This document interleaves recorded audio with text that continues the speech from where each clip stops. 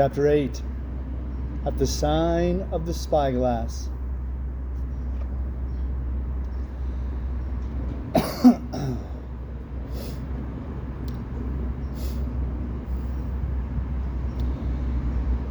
When I had done breakfasting, the squire gave me a note addressed to John Silver at the Sign of the Spyglass, and told me I should easily find the place by following the lines of the docks, and keeping a bright lookout for a little tavern with a large brass telescope for sign.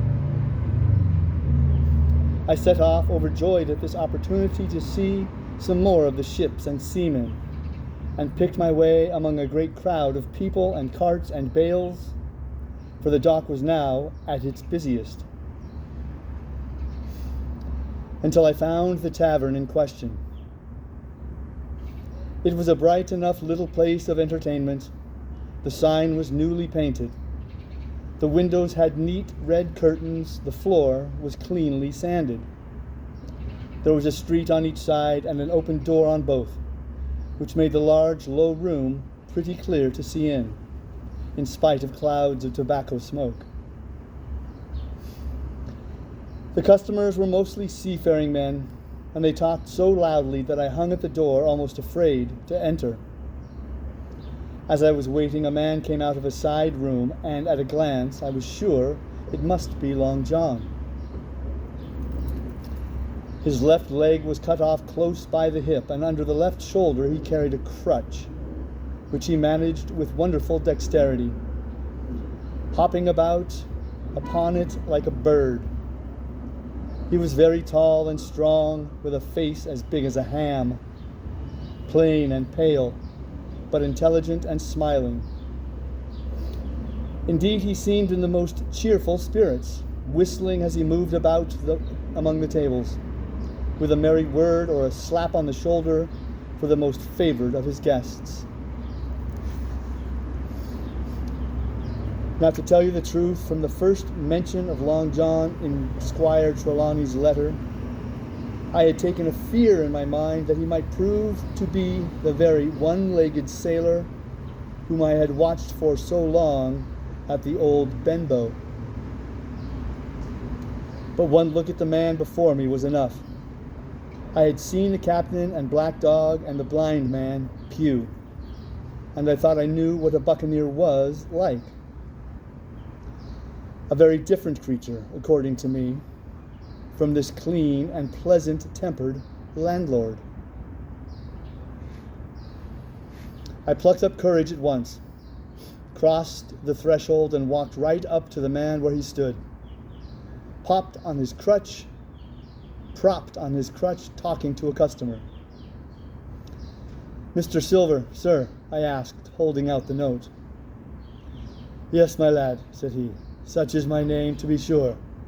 And who may you be?" And then, as he saw the squire's letter, he seemed to me to give something almost like a start. "Oh," said he quite loud, and offering his hand, "I see you are our new cabin boy. Pleased I am to see you." And he shook my hand in his large, firm grasp. Just then one of the customers at the far side rose suddenly and made for the door. It was close by him, and he was out in the street in a moment. But his hurry had attracted my notice, and I recognized him at a glance. It was the tallow-faced man, wanting 2 fingers, who had come first to the Admiral Benbow. "Oh," I cried, "stop him! It's Black Dog!" "I don't care 2 coppers who he is," cried Silver, "but he hasn't paid his score. Harry, run and catch him." One of the others who was nearest the door leaped up and started in pursuit. "If he were Admiral Hawke, he shall pay his score," cried Silver. And then, relinquishing my hand, "Who did you say he was?" he asked. "Black what?" "Dog, sir," said I. "Has Mr. Trelawney not told you of the buccaneers? He was one of them." "So," cried Silver. In my house. Ben, run and help Harry. One of those swabs, was he? Was that you drinking with him, Morgan? Step up here. The man whom he called Morgan, an old gray-haired, mahogany-faced sailor, came forward pretty sheepishly, rolling his quid. Now, Morgan, said Long John very sternly, you never clapped your eyes on that black dog before, did you now? Not I, sir, said Morgan with a salute. You didn't know his name, did you? No, sir. By the powers, Tom Morgan, it's as good for you, exclaimed the landlord. If you had been mixed up with the like of that, you would never have put another foot in my house. You may lay to that. And what was he saying to you? I don't rightly know, sir, answered Morgan. Do you call that a head on your shoulders, or a blessed dead-eye? Cried Long John. Don't rightly know, don't you? Perhaps you don't happen to rightly know who you was speaking to, perhaps. Come now, what was he jawing? Voyages, captains, ships. Pipe up, what was it? We was a-talking of keel-hauling, answered Morgan. Keel-hauling, was you? And a mighty suitable thing, too, and you may lay to that. Get back to your place for a lubber, Tom.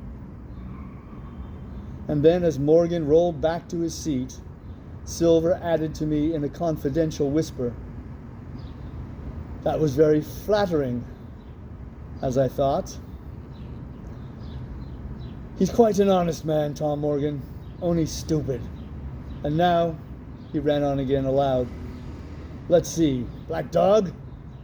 No, I don't know the name, not I, yet I kind of think I've seen the swab. He used to come here with a blind beggar he used.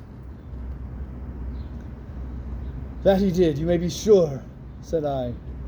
I knew that blind man, too. His name was Pew.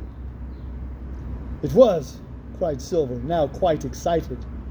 Pew, that were his name for certain. Ah, he looked for a shark. He looked a shark, he did. If we run down this black dog now, there'll be news for Captain Trelawney. Ben's a good runner. Few seamen run better than Ben. You should see him down hand over hand by the powers. He talked to keel hauling, did he? I'll keel haul him.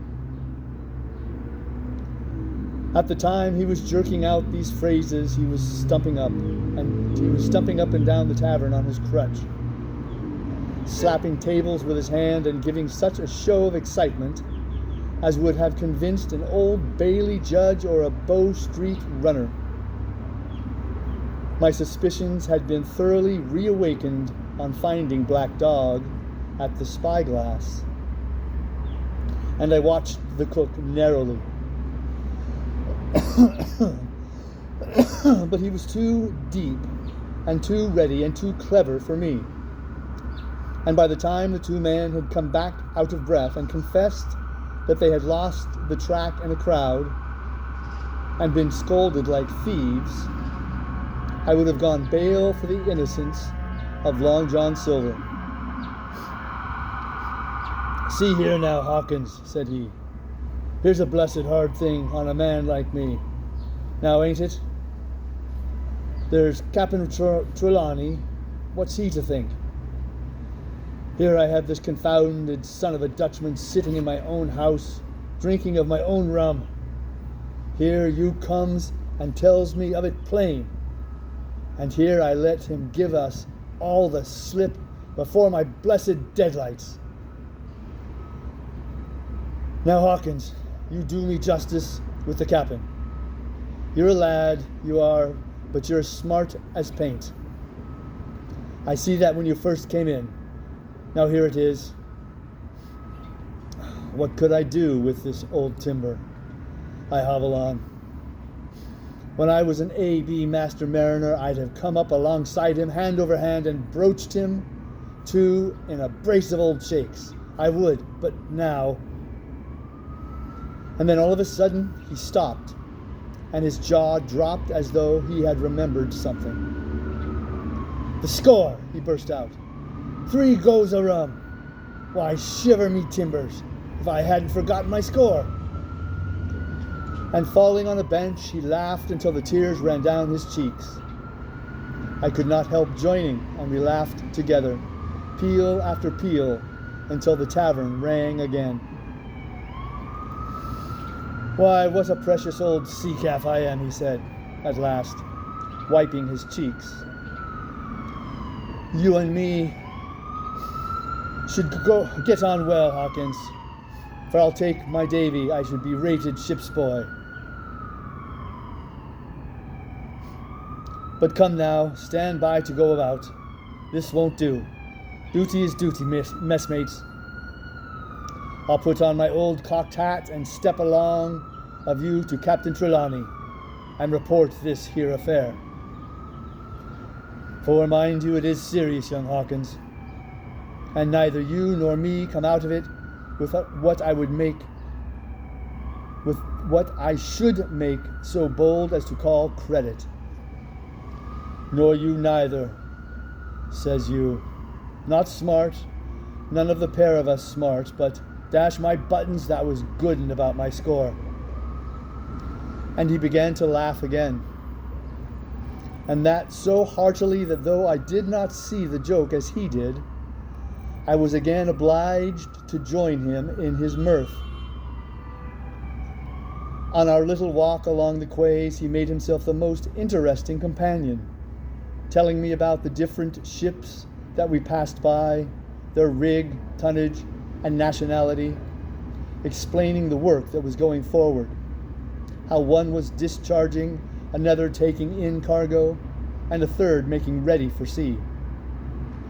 And every now and then telling me some little anecdote of ships or seamen, or repeating a nautical phrase till I had learned it perfectly. I began to see that here was one of the best of possible shipmates.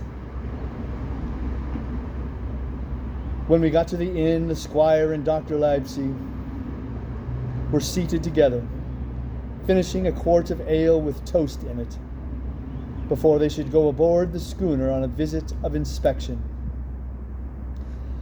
Long John told the story from first to last, with a great deal of spirit and the most perfect truth.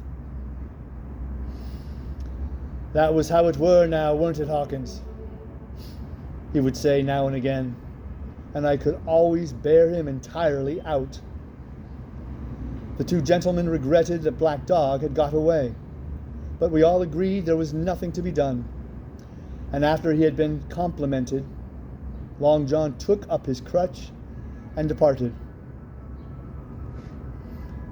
"All hands aboard by 4 this afternoon," shouted the squire after him. "Aye, aye, sir," cried the cook in the passage. "Well, squire," said Dr. Livesey, "I don't put much faith in your discoveries as a general thing, but I will say this. John Silver suits me." "The man's a perfect trump," declared the squire. "And now," added the doctor, "Jim may come on board with us, may he not?" "To be sure he may," says Squire. "Take your hat, Hawkins, and we'll see the ship."